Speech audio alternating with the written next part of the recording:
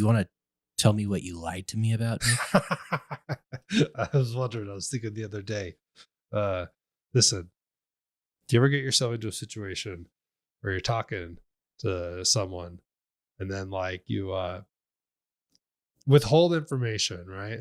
And then you get too deep and this other people, or in this case, a couple, are talking for a while. And you're just like, well, it's too late now. I can't come out of it now. So I'll tell you what happened. So you came to Ava's birthday party, and I hadn't even actually seen the gift, but you were like, we got these really cool things for Ava. And you were telling me about these water balloons.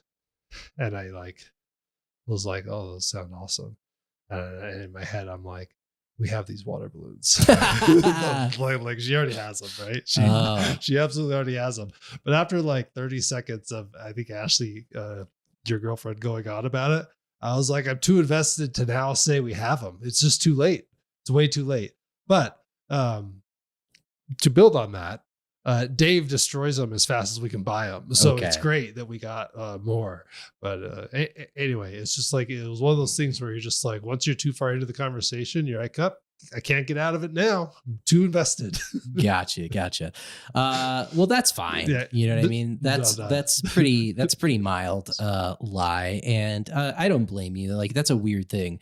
Like, you can't, like, someone brings something to you and they're like stoked about it. And like, I wouldn't go as far as we were stoked about it, but my girlfriend's, she bought them for her nephews. They are awesome water balloons. They are these reusable things. You just need a bucket of water. Yeah. And they have a magnet, so you can easily fill them up and throw them and then redo them. They're awesome. Right. It's pretty funny because she bought it for her nephews, and one of her nephews is like 10, and then her other nephew is your daughter's age, like exactly.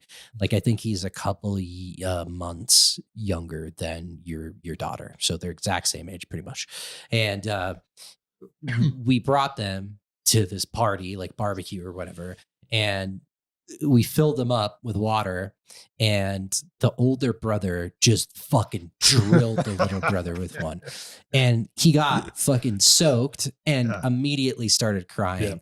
And everybody was like, that's the point of water balloons, because he was like, I don't want to be wet. And it's like, I don't know if you understand what water balloons do, man, but you're supposed to get wet with these. And so it's far more fun for the kids that I see. It's far more fun for the one throwing. Yeah. The ones that get hit frequently are upset. Yeah, but I don't know. I was never like, well, the one thing I would say about, like, you know, traditional analog water balloons was that if you got someone fucking hucking them at you, they kind of hurt depending on where they hit you.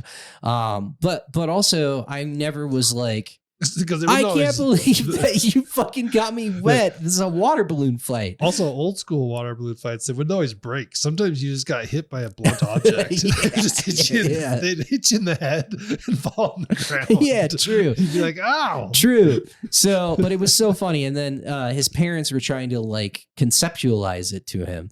And they, like, he was bawling and they had him and they were like, and he was drenched as well. It was so funny. And he's just like, I don't want to get wet. And they were like, this is what you do, like throw one at him. So they filled him up and they were like, throw one at him, and he stood like stationary and he threw a couple of missed. And then he was into it for like a brief second where he was like stoked after one actually hit his brother, and then his brother hit him again. And it was like immediate, like, what the fuck, basically. So, well, sorry for bringing. Well, no, like I said, we go through them because Dave punctures them very easily. So we have already purchased them a few times. But to even build on that, I don't want to be. I feel like I'm going to be like old man yelling at cloud or talking about like in my day. But at our house, what we do when my daughter plays with any water, like sprinkler type deal or water balloons, we run a hose from the bakery so it's warm. So all the water is warm, like on a slip and slide, and it really changes the game and is really quite it's a nice experience. But that is just not That's not what I had as a kid. That's not the experience. It was like cold You had like ass water. frigid water, and we're out there, and my daughter's just like laying in like this 90-degree water. Yeah. It's quite pleasant. Yeah, I'm a big fan of slip and slides, by the way. I fuck with that shit. Okay. You just set them up sometimes on Saturdays and Sundays at your house. You and no, Penny are because they that'd be pretty hilarious. But I actually have a great yard for a slip and slide because I got this like hill in the middle of my backyard that you could put a fucking gnarly slip and slide down and have a good time. I haven't done a slip and slide in years, Nick. But what I will say is I am a big fan. They don't make them for adults. They're too small. Like an adult goes down them. I mean, you can make one like that's bigger, obviously, but like, yeah, I always really enjoyed them. I always liked the ones that had like the sprinklers at the end of them. Yeah. So you fucking slide head first into that shit and get all wet. It was a good time. I am just generally a big fan of like, I like swimming and you know what I really fuck with? What's that? A lazy river. Oh, dude. Yes. The only problem with lazy rivers is everything's so busy these days. It's when we were at Lagoon, we walked by Laguna Beach. So Lagoon's our amusement park, and Laguna Beach is kind of the water park within there. And they have a lazy river, and no room. It was just wall to wall tubes, and like I don't even know how the tubes were moving. There were so many people, and I was just like, well, that doesn't seem very relaxing. I've been in that lazy river a few times. There's like a little cave in the lazy river. It's a pretty good time. Last time I was in a lazy river, this does not detract from my love for them. There's just something about it. You get a drink, hang out, float down the river. You see new sights. Well, you see the same sight multiple times, but it can still be enjoyable. I was in Vegas, and I was like, I don't know, mid-20s. I went there with my family, and one of my family members had like a timeshare, and there was a lazy river at this timeshare. So I was like, fuck yeah. But I was like drunk and not thinking clearly. It's a lazy river. Yeah. Everyone's drunk. Yeah. And also I didn't bring swim trunks because I was like, I'm not going to swim. And then immediately got some booze in me. And I was like, shorts. I'm going to fucking swim. No. So somebody there was like, I have a spare set of trunks, but they were like 2 sizes too big for me. So I had to cinch them up real good. And it still wasn't working very well. And so 2 things happened. I forgot that I had my wallet in my shorts, these shorts, not my shorts, the hand-me-down shorts, and got in the lazy river and floated for probably like an hour and a half, 2 hours, and didn't think about it at all. But got out of the lazy river and realized that I did not have, and this was the first night in Vegas that we did this, and I had like a whole weekend and some change that I would 21? Need. Yes, so I was. I was like mid-20s, so I needed that fucking ID bad, Nick. And so one of my younger family members was just like randomly walking and saw these people in the pool, like fishing through a wallet, and he was like, I know whose wallet that is, and jumped in and fucking yanked it away from them. So thankfully he saved my bacon there. But that worked out. But wow. All my money and like everything was waterlogged, obviously, which is pretty funny. But the more funny part is these shorts were just way too big for me, and I fell out of my tube at one point in time, and I was trying to get up on, and this was it was a packed lazy river. I was trying to get back up on my tube, and I like lifted my top part of my body out of the water to like get back in the tube. And when I did that, the shorts just fell off of me. And I vividly remember there were like 3 people like very close to me that definitely saw my ass and my dick and balls. And it was horribly embarrassing. But still like I'm not letting that. No regrets. No regrets. No regrets. Yeah. So I'm a big fan of that kind of shit. I like water parks as well. Like I'm just a fan. I've had fun at water parks. I have not been in as many lazy rivers as I would prefer. Like I think about it, I've probably only hung out in a couple in my life. What about floating a river? Like not river rafting. Like yeah, I've done you that. take the cooler. Yeah. And maybe there's a couple rapid spots.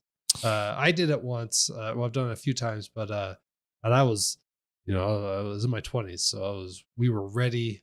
We were primed before we ever got on the water. Mm-hmm. My tube is here on the beach, and I'm like, I'm gonna go jump in that tube. Yeah, my ass is gonna land in that tube. And in the middle of the tube was this rock, a spear of a rock, and I broke my ass. So right away, my ass bone right above the asshole just lands on this thing, right? Yeah. And it was a lot of pain. Yeah. And I literally then laid on my stomach the whole time for the next couple hours and was just like, and proceeded to get extremely drunk because I was fucked up and I was extremely hurt. Which is actually funny because the group of people we were with, like the previous winter, we had gone sledding with them. Yeah. And I'd essentially done the same move and landed my knee on a rock. And then I like broke a part of my kneecap. Jesus. So like I had a little sliver on my kneecap that you could just like push across the kneecap. And like it hurt, right? Like yeah. A lot. Yeah. And I went to the doctor and I was like, you see that? And they're like, yeah. And I was like, yeah, so what are we going to do? What are we up against? And they're just like, yeah, it'll dissolve in time. And I'm like, so what do we do? And she's just like, you just go home. And I was like, I hate doctors so much. And it was, they were right, but it was like a couple months of pain. So really I have very poor luck with tubes and water, but yeah, in my mind, I'm into it. Yeah. No, I've done that a handful of times, like float a river, and it's fine. It's okay. One of our friends or person that we know, an acquaintance, she got fucking stranded on a river, in Ogden, the Ogden River. And it was like, but you're in Ogden, don't you just walk out of it? No. There was like rainstorms and it was very, very high. Oh, dang. And they got stranded in like, thankfully, like it was a very dangerous situation. I think that it was like much calmer, like further up the river, and the further they got, it got really bad, like rapids and shit like that. And thankfully, it was like her and like a couple other people. They got fucking stranded on this like island in the middle of the river, and they had to get rescued by like search and rescue had to come and get them because it was like fucking bad. So yeah, it's a little concerning. Yeah, it can be dangerous doing that shit. Sorry, go ahead. Have you done like water rafting? So for my not a lot of it, but for my bachelor party, I went up to Idaho, friend's cabin, and then we went over to Jackson and we hired a company there, and this was great because everyone gets paddles, right? Yeah. Right? And there was like one other couple, which was very funny because there was like 8 of us, and then like mom, a dad, and a couple, and they were just like on the bachelor party boat, which is not ideal. But the funniest thing about it is there was one seat, and it's the seat that everyone made me be on. I sat on the very front of the fucking big raft with just a rope to hold on to, and everyone else had paddles, and I was just like riding the fucking horse the whole way. It was a great time. Yeah. I think that it's like, if you do what's the highest, like class 4, class 5 rapids, like I don't think that you would ever want to do that unless you were super experienced. And we have like Moab has a lot of good stuff. It's like Cataract Canyon has a lot of really great rafting that people enjoy here. I have just not done a lot of it, which is kind of ridiculous because my sister-in-law does that.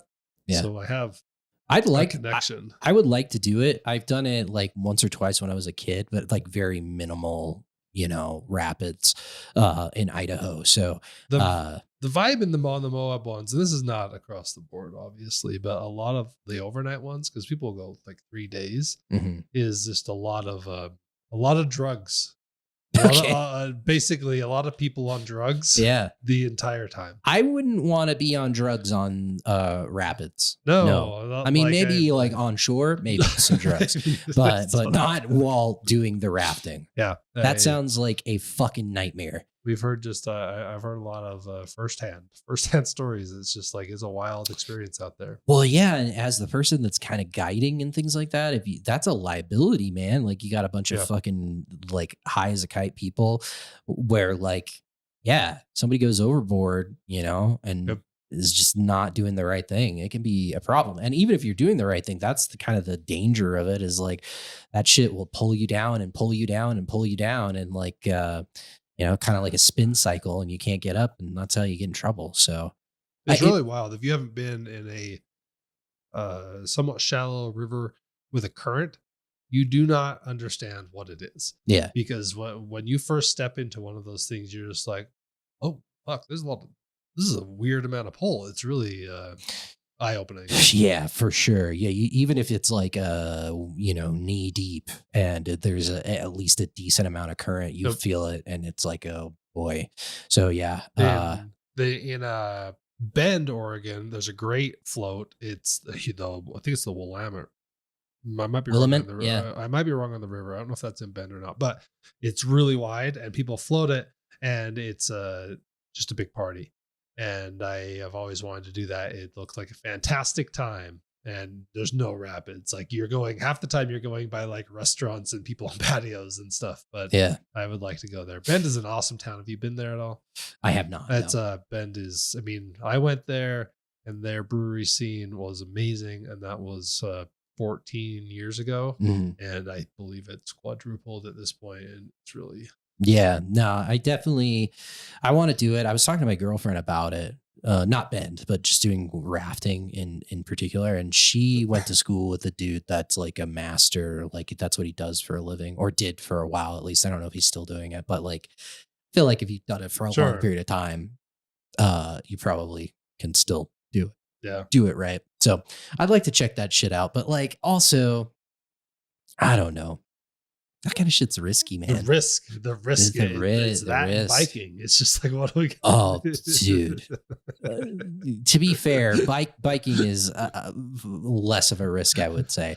Well, I don't know. I don't know if that's true. Fucking biking in the city. Biking? No, dude. Like I just like I know that like there's this push like don't ride on the sidewalk, but like you should. I feel like everyone should ride on the sidewalk. I've always been right there with you. I'm just like, it's like, hey, don't ride on the sidewalk because that could inconvenience, like you going at a somewhat slow speed could inconvenience someone on the sidewalk. It's like, yeah, but the alternative is that me gets ran over. So Yeah, like, dude. I feel like sidewalk sounds pretty good.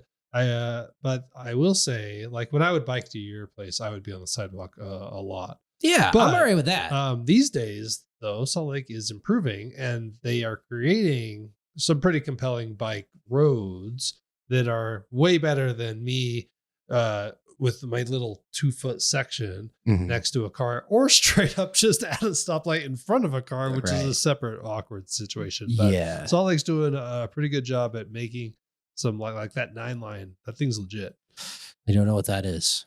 9th South has a fucking white ass road. Like it's great. Okay. For a bike, it is about as safe. It's as safe as it gets. It's a great street. It's all done. Yeah. I've kind of seen some electric bikes like Yep. the have like the pedals, but like are also electric. Motorcycles. Yeah, that go fucking pretty fast.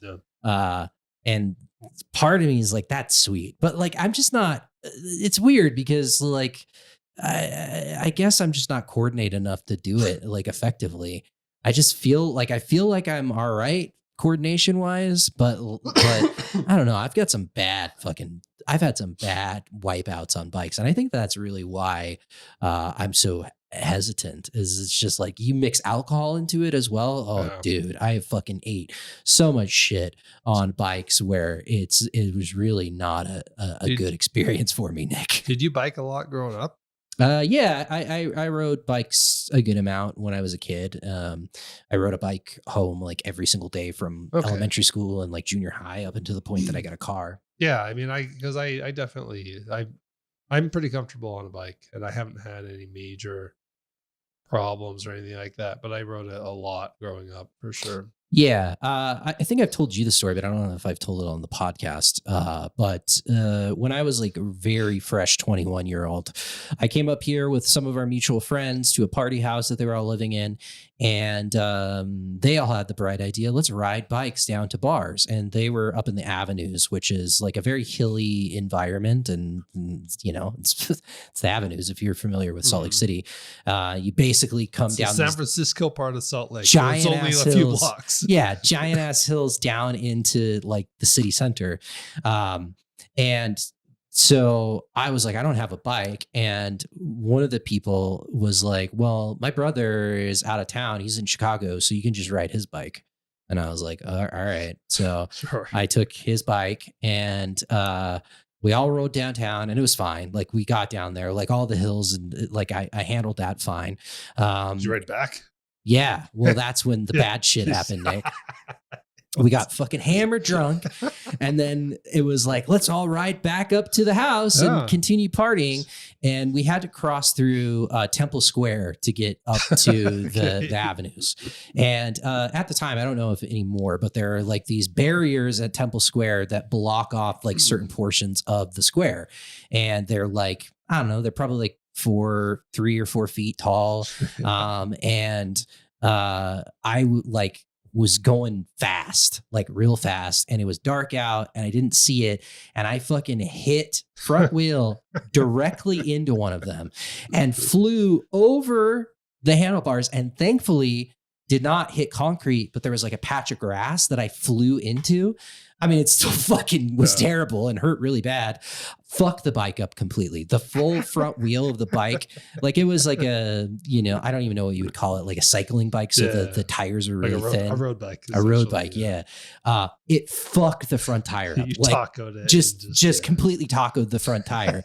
And everybody, there was like 6 of us, and they all stopped on their bikes and they were like, are you all right? And I was like, no, I'm not all right. And then we still had like, it was like the upper abs where we needed to go. So it was like still a decent amount of a trip left, but the bike was not, it was not roadworthy. And so I felt terrible because the person that owned this bike, and it was a nice bike, the person that owned the bike was not even in the state. Yeah.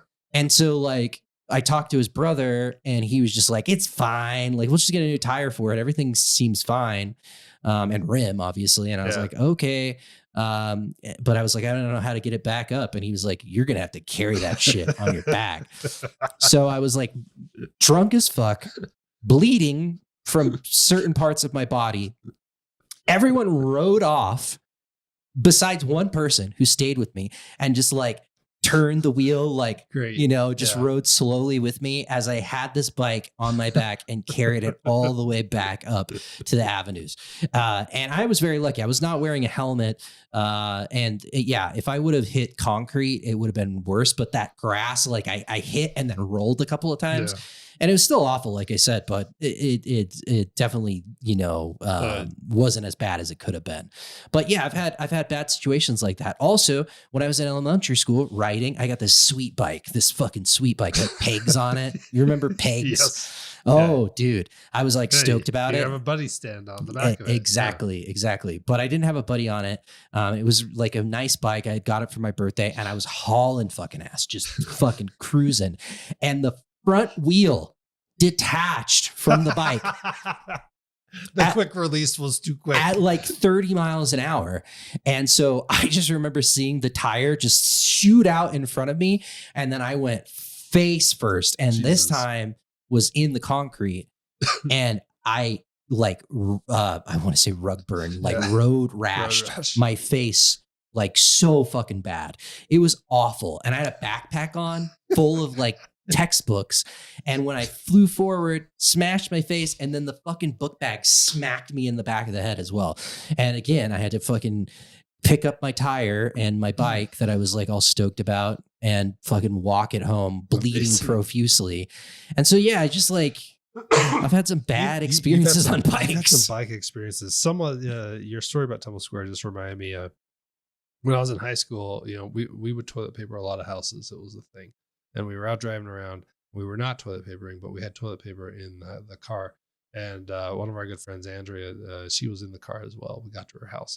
And I was like, I'm gonna go toilet paper your house right now, right in front of you, because that's just what we're in. And she's like, no, and she's yelling, and I jump out, and there's 2 columns, and then her grass, right? Yeah. It's dark. Yeah. Well, there's chains between the columns, but I don't know, and I'm just sprinting. Right. And I'm pretty fast. Yeah. I'm going like a high speed. I hit it right on my thighs. Yeah. Hit the chains, do a flip over it. I was in shorts, and she just walked up. She's like, "You deserve that." But the catch is the next day I had red chain marks over the front of my legs because it was just like ripped through it. Yeah. It was not good. It was terrible. Last bike story. This is the worst one, and this is the one that sticks with me, and I still have scars to this day from it. So, I was learning how to ride a bike. I had just got my first bike for Easter, and it was a bike that didn't have like brakes. Like you'd have to press back on the pedals to get it to stop. Bullshit. Yeah, and I was in Idaho at this period of time, and I was on my aunt and uncle's farm, and they had this massive farm, and my cousin was trying to like teach me no training wheels. I was probably like 5 or 6. I was a late bloomer in a lot of cases. So I was still trying to learn, and he was doing the hold the back of the bike and like kind of balance me and then send me forward. Yep. Right. And we were on this big kind of steep-ish hill, and at the end of the hill was a pasture where they had animals, and this pasture was all barbed wire fence. And so we start, and he starts pushing me, and I get up speed, and I'm like barreling towards this fence. And in front of the fence is a railroad tie that was used as like parking spaces in front of their house. So they had like just taken railroad ties and like put them in different places to like indicate where you should park your car at their house. And I had not got the push back to brake. And I just remember my cousin being like, brake. And I just like didn't, and just like kamikazed into this railroad tie, hit the front tire again, the common theme here, and flew over the handlebars into a barbed wire fence that collapsed when I crashed into it around me.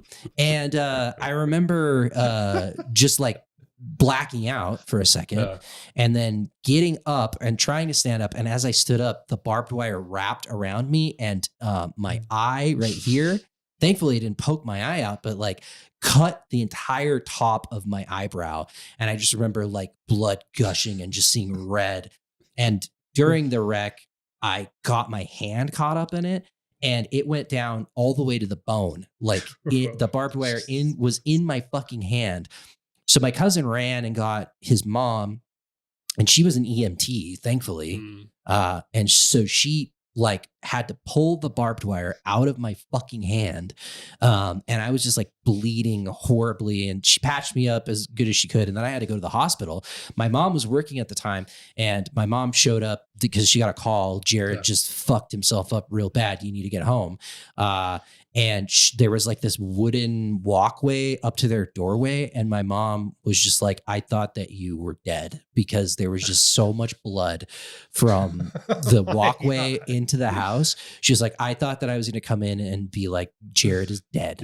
And it was really fucking bad, dude. Like I didn't have to get skin grafts, but I had stitches. I still have a gnarly fucking scar on my finger from it. And like my thumb is like cut kind of like right here because of it. But I remember the worst part about it is that there was like dead skin, and then there was like actual still living skin. And I had to go to the doctor every so often, and they would like, sanitize it, and then cut pieces of skin off of the dead skin off. But I could also feel them cutting my fucking thumb. It was awful, dude. So my eyebrow grows in weird because it's like straight up like a scar on my right eyebrow from like one side to the other. So my eyebrow doesn't grow. It's never grown in normally. And I can't snap with my right hand because like my fucking thumb is just fucked. So it makes sense. Your previous comments about biking is just too big of a risk. It's like, yeah, for you. Yeah, absolutely. Like, I'm not over here being like, no, don't ride bikes. Anyone don't ride bikes. I just have like learned over many different situations where it's just like, it's just not for me. It's not something I enjoy doing. It ends poorly. It ends poorly.